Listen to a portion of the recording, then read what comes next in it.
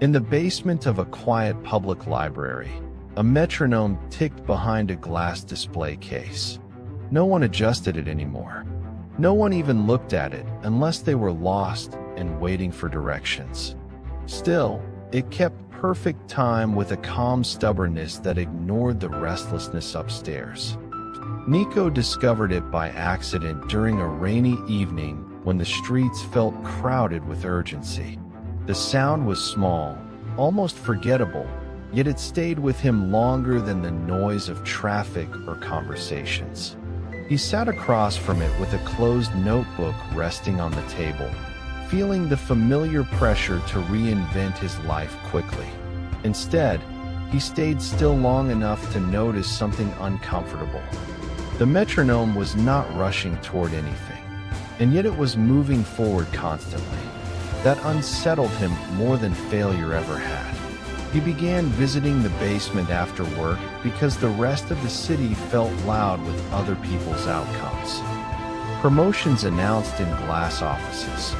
Sudden wealth stories repeated like advertising slogans. Loud certainty from people who had not yet survived their own decisions. The basement had none of that energy. Fluorescent lights hummed overhead. The carpet was faded from years of careful footsteps. Tables carried scratches that looked like quiet histories rather than damage. The room felt built for repetition instead of performance. Nico chose the same seat every evening. Back against the wall, view of the entrance, no reflections behind him. He preferred to see movement coming rather than feel watched unexpectedly. Control of environment mattered to him more than comfort. The metronome lived inside a narrow glass case near the stairs. A simple sign read, "Do not touch." Library staff treated it like an artifact without monetary value. Its purpose was unclear, its presence unquestioned. Nico worked a steady job in operations, predictable, structured, and rarely praised. The salary kept him stable, but not relaxed. Conversations about money made him careful. He had learned that anxiety attracts manipulation and pride attracts unnecessary competition. In the basement, he practiced something small and almost invisible. Each day he opened a notebook. He wrote the date. He wrote one sentence. A decision he made. A temptation he avoided. A moment he noticed. Then he stopped. He did not aim for insight. He aimed for continuity. At first the routine felt artificial. Writing a single line per day looked insignificant compared to the scale of ambition surrounding him. Social media celebrated reinvention, sudden expertise, aggressive risk. Nico's quiet entries felt like evidence of a smaller life. He noticed a reaction inside himself, not anger exactly, not admiration either. Something quieter and less flattering. Envy disguised as skepticism. His phone intensified the conflict. Every algorithm showed him acceleration, faster careers, faster investments, faster transformations. Urgency disguised as opportunity. Every solution demanded immediate commitment. He started mapping when those impulses hit hardest. Not during structured work hours, not during conversations, but late in the evening when silence amplified his internal doubts. He began calling it the danger hour. Downstairs, the metronome continued its steady rhythm regardless of his emotional fluctuations. Tick, tick, tick. His notebook filled slowly. Short entries accumulated without ceremony. Skipped impulse purchase. Practiced negotiation script for 20 minutes. Ended argument before escalation. Waited before replying to email. Nothing dramatic. No declarations. No transformation arcs. Still, resistance grew. Because the routine offered no immediate validation, it revealed patterns instead. He attended a co-worker gathering one Friday evening. Conversations moved quickly from work to spending. Luxury framed as reward. Consumption framed as identity. Words floated lightly. You earned it, why wait? While consequences remained invisible. Nico participated politely, but felt the pull to demonstrate belonging through spending rather than presence. On the walk home, he stopped in front of a store window displaying watches under clinical lighting. The urge wasn't desire. It was a wish to erase the feeling of falling behind. He stood there longer than he intended. Then he walked away slowly, hands buried in his pockets until the pressure softened. Back in the basement the next day, he wrote one line. Delay is uncomfortable because it removes applause. One evening the library closed early for maintenance. The interruption unsettled him more than expected.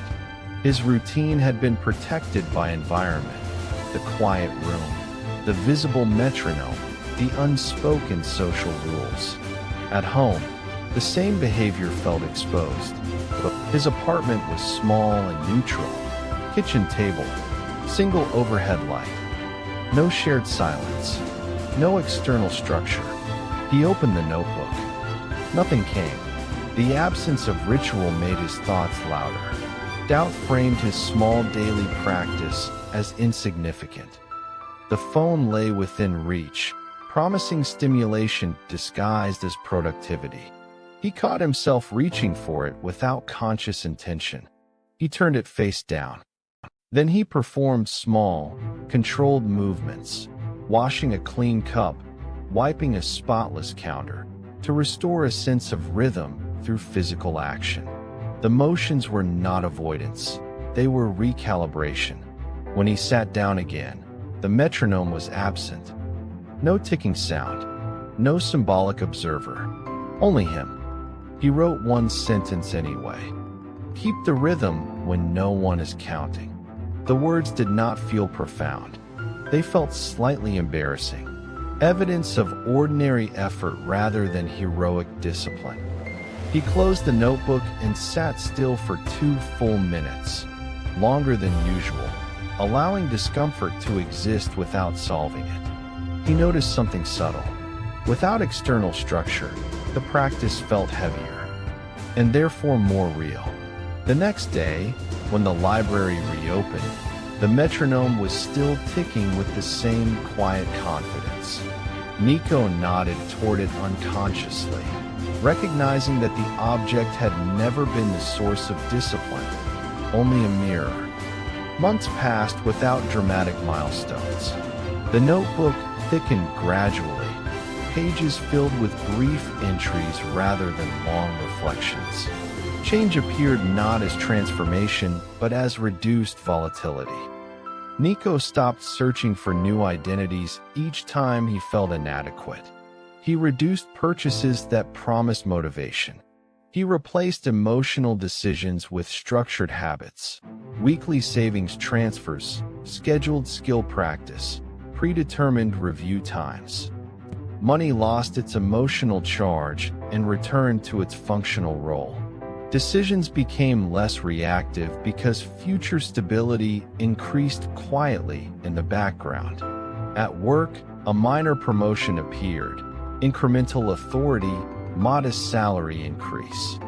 Colleagues celebrated with loud enthusiasm. Nico accepted with appreciation, but no performance of excitement.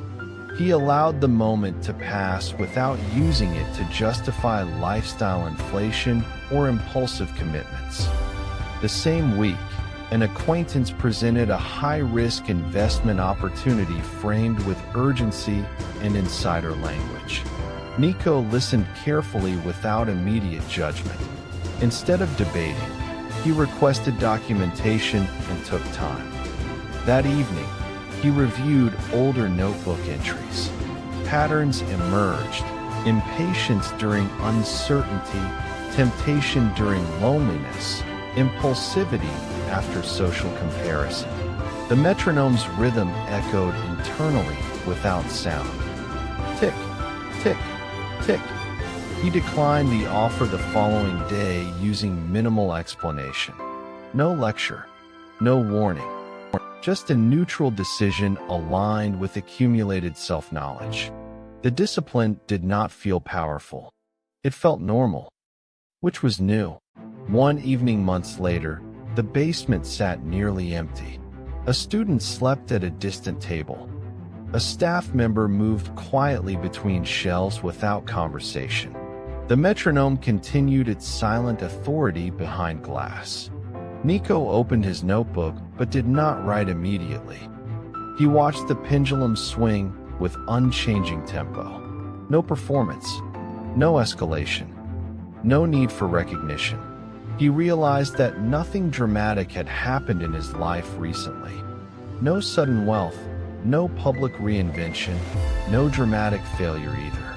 Instead, small decisions had accumulated into quiet stability. Emotional reactions had softened. Impulses arrived, but lost urgency.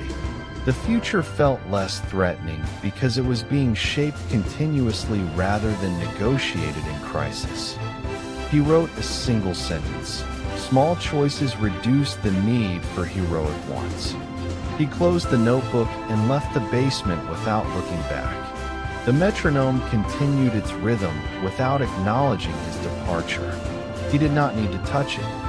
The pattern had transferred inward. Moral: mental compounding is not visible while it grows, but it quietly replaces volatility with structure until discipline feels ordinary instead of forced.